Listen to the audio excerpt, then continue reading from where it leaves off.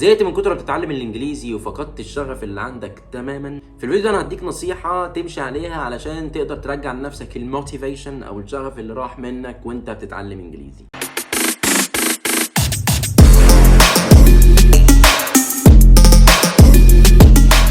عايز ابدا الفيديو ده بمقولة لواحد اسمه إريك توماس، كان اتكلم عن الموتيفيشن او التحفيز في ان انت مثلا بتعمل حاجه في حياتك، فانت ازاي مثلا الشغف اللي عندك مثلا تستمر فيه او ما تفقدوش. إريك توماس قال most of you won't be successful because when you're studying and get tired you quit. Don't cry to give up, cry to keep going.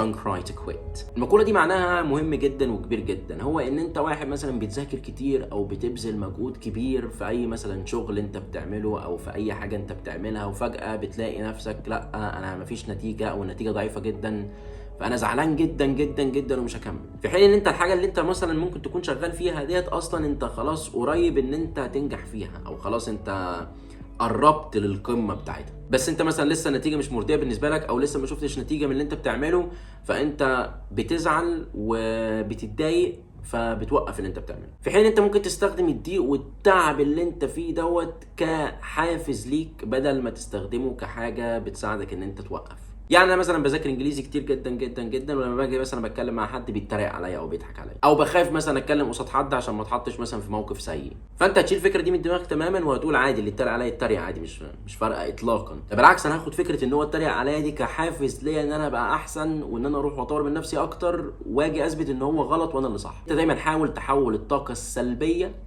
لطاقه ايجابيه، ولازم تبقى عارف ان انت كل ما تغلط وكل ما تلاقي ناس بتعملك مثلا مشاكل وانت بتتكلم، ده كل ما انت بتتعلم وبتدي لنفسك موتيفيشن ان انت تبقى احسن، علشان لما تيجي تتكلم قصاد حد محدش يعرف يقول لك اي حاجه. ولازم تحط دايما في اعتقادك ان الشخص دوت لازم ان انت تثبت له ان انت احسن منه في يوم من الايام، وان انت اللي بعد كده تبقى بتتريق عليه. فده بيديك حاجه زي جول او هدف كده قدامك، وان انت عارف ان انت لازم تشتغل جامد جدا عشان تعرف تحققه في الاخر. لو استفدت من الفيديو ما تنساش تعمل لايك وشير وسبسكرايب، وتسيب لي في الكومنتس لو عندك اي اسئله لها علاقه بالبريتش انجلش، وتابعنا علشان الفيديوهات الجايه تعلمك البريتش انجلش من البدايه.